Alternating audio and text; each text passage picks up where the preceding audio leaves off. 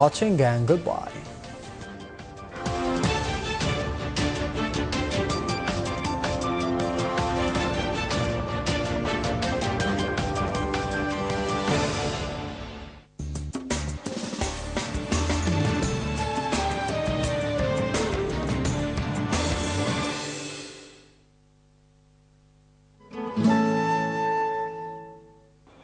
Welcome back, and in this segment we will be discussing two main issues. We will be talking about a new innovation. It's the social system engineering, and it was founded by Dr. Ahmad Salah Rifqi, who's our guest today.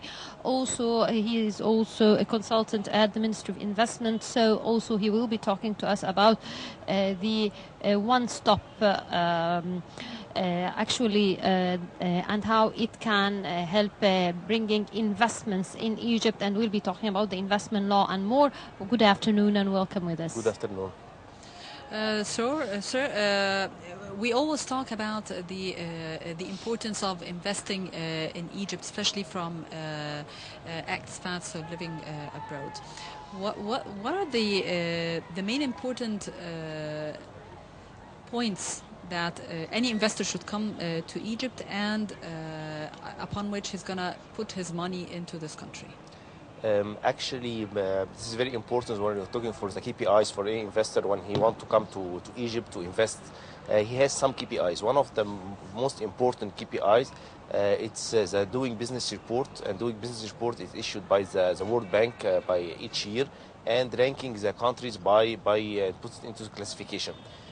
So the investor usually is picking the first 10 or first 20 and start to put an investment based on the logistics and based on where he's going to distribute his products.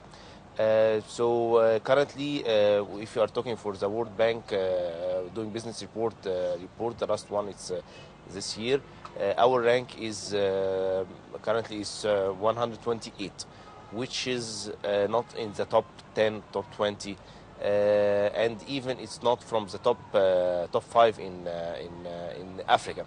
So that's why it has been a long term from 2 years ago, and especially for our president Fattah el-Sisi, when he's putting in his plans that he need to make a developing plan in 2014. And that's where he asks all the ministers or the ministry to put laws and to facilitate the procedures for the investors. For that, you find that the Ministry of Investments and International Cooperation has issued the law of investments last year, and as well there is the Ministry of Industry and Commerce has issued also the law for 15 for 2017, which is all it's facilitating for the investors to come. So one of the main problems that when there's a transparency for the investors. When the investors want to come, it's nothing transparent. He doesn't know the requirement, what to do and what not to do. It's coming like he has to go to that person, and that person is delivering to another person. So the flow of information is missing, and it's opening a little bit for the corruption, of course, and which we are facing very well in this. So when we are talking about the one-stop shop, which is I'm honored to be a consultant for this project. So it's facilitating for the persons, and if I want to come, whatever it's an international investor or is a local investor. And it's very important that we concentrate on the local investors, because the international investment will not invest in Egypt if the Egyptian investors does not invest. So that's why we are focusing on the both sides. So the one-stop shop, which is now it's named the investor service centers. It's when the persons go there, he can establish a legal entity in 1 day currently, and he has a legal entity and he start to work. We have all legal entities by the laws, it's already there. And the second step, he has to start to get some license. And by the law of the new investments, 72 for 2017, that give you that in 60 days. When you apply the application for the license that you need, in 60 days, the GAFI, which is the General Authority for Investments, is going to communicate with all the stakeholders. And then if there is no reply within the 60 days, the GAFI has the approval to give him the license to proceed.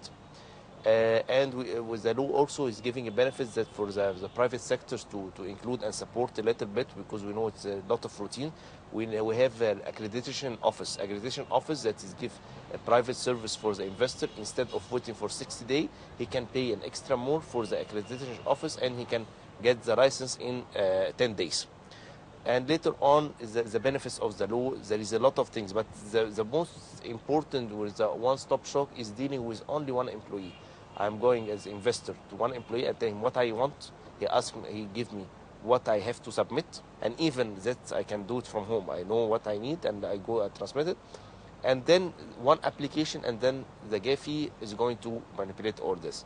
This is not only, the project should end by September 2018, but actually it's not only the physical planning. As you can see, the media and is putting a lot of ads about the new centers and how it's very good and everything. But it's not only our plan. Our plan is doing all that also from home, to have, instead of going physically or instead of traveling abroad to come to Egypt, and you can submit all the papers. And we have to already we have a law for the e-signature. It's already activated, and you have to only to sign electronically, and that's it. All the papers going the flow. It's moving on, and without any hidden drops. Now, when we look at the investment in Egypt, we have done a lot to boost investments. We have changed the investment law. There are laws now to help to promote SMEs. What do we need to continue in encouraging investors to come to the country? Okay. So what do we need for ourselves first, and then what we need for the investors? For ourselves is to important when we issue a law to make sure that it's activated on the ground, and there is no conflict between our ministry or whatever this ministry and this ministry. So it has a conflict into doing. Yes, on the paper, yes, it's already everything is fine, but on the ground, we need to make sure that it has been activated, and its bylaws is already activated, and there is no conflict between other laws.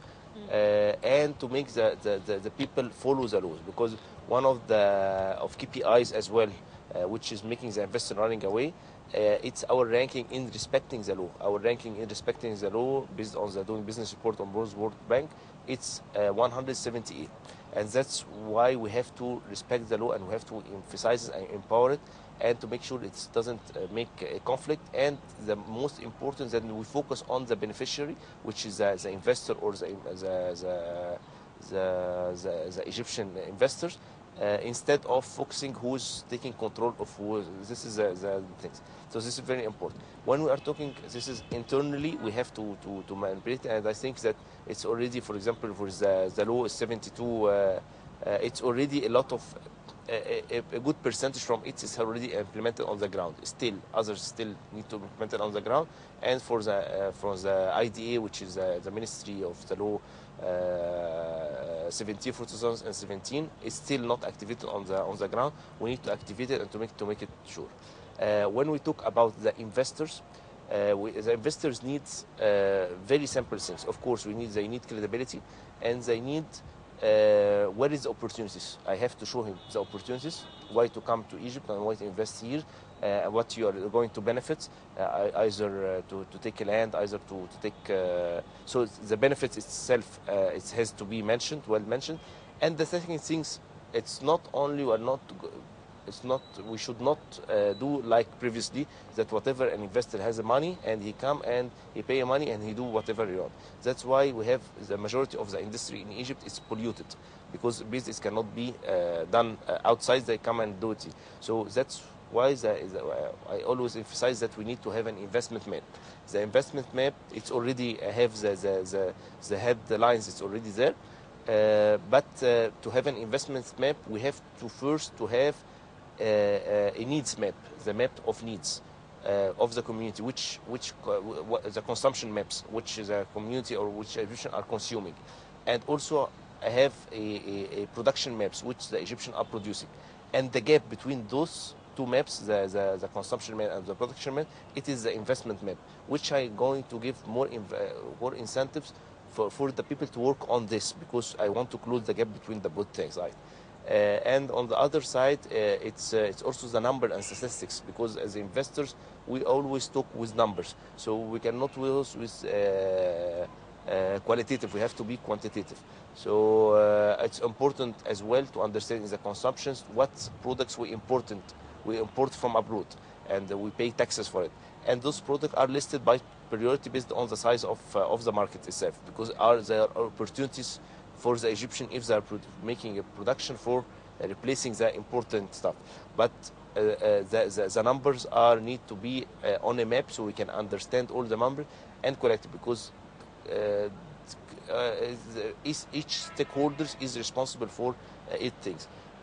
So when, for example, to have a statistics, when I want to know the number of companies in Egypt, so where do I get it? So for example, in our GAFI, we have a number, but in the IDA, they have also a number. In the court, they have a number. So we need to have one incubator to have all the companies, so I can have a number, a physical number for the legal entity, and also as well for the thing. So this is very important, the mapping itself, for the investor to understand where to locate himself, where is the competitor, which city I have to invest. So it's currently done by the private sector, by the market research agencies that is helping and the investor has to pay a lot of money to do it. But we have already research, we can collect all this together. Sir, businessmen usually, when they come here to Egypt, they have certain complaints about bureaucracy, and which most of them let them change their mind of investing here in Egypt. So why there isn't a certain way out of this bureaucracy system? This is my project. It's one of the recommendation of the World Bank is to do the OSS. OSS, I go to one person, I give him all the information, and he tell me come after whatever 6 days or take all the 6. So it's killing the bureaucracy, and keeping the one-stop shop with the representative of the GAFI. He's going to deal with the bureaucracy of the other ministry and the other stakeholders. Yes, we have this bureaucracy, and I can admit we have it. And actually, it's the problem is not only this. The problem is that sometimes the bureaucracy, it's pushing the investor or pushing the local investor into going into the parallel economy, because when he doesn't work in the official economy with a permit and licenses and everything, he can move. The bureaucracy, of course, is dropping it, because in the first place he has a good intention. He wants to have all the documents and everything, but the bureaucracy and a lot of doing and approval is pushing him into the parallel economy. When he work into the parallel economy, he find that he pay less, because the penalty even is less expensive than the permit and the license, and which is I cannot understand. So if I have a license for a school, for example, in one class in the Ministry of Education, it's 25,000 Egyptian pounds to take a license. But if I construct a school and everything, and they can put a penalty, they put a penalty 1,000 pounds. So why have to pay to 25,000 and I can pay 1,000? So that's stuff that we're still working on it. And but the good thing is that we identify the problem, which is, I always say, if I identify the problem, I get 50% of the solution. So we have a lot of insight, and we understand where is the things. And I'm sure that it's not intended. It's making it by randomly like this, because I'm not sure that it was planned like this. It's moving. So we have to identify and make risk analysis, and to say, hey, this is a high risk, this is a low risk, and to work on that style. Doctor, that would lead us to talking about the informal economy. How can we integrate it within the mainstream of the country's economy? Okay, we have the long term and we have the short term. The short term is very easy, change the currency. Instead of being Egyptian pound, Egyptian euro, for example, whatever. So that's why all the informal economy should go to the bank and transfer their money and to be. But to do this is very aggressive, because actually the formal economy, we need to have a more healthy and more feeling, because people, if you are paying money and you are getting a service instead, you are going to pay, no problem. But if you are going to take your money and pay taxes and you don't get nothing, so we have to make a better incubation, better environment for the people into going into the formal economy. One of the things that I'm talking is facilitating the permits and facilitating the licenses, and also facilitating the taxation card and those stuffs, the process or the bureaucracy. This is minimizing, and in return, it's like a company is like a person. It's born in an incubator, and then it's living and changing activity, whatever is getting a lot of, like us, single, married, blah blah blah. The company itself, and then it's die. So I have, and then the three steps. I have to give him more, like I was doing to my son when he's getting born. I have to get him into the school. For example, the company itself, it has to go into someone who's helping them till they stand up and start to walk, and then when he start to get married or merge or buying products and blah blah blah, I have to help him as well. I have like social security number, but not for individual, for companies. And as well, when he die, he die. Well, Dr. Ahmed Saleh Rif'i, social systems engineering expert and a consultant of the Ministry of Investment, thank you very much for joining us today. Thank you. Thank you very much, Doctor. And now we will be moving to a quick break, but we'll be back for more on Nile Cruise, so stay with us.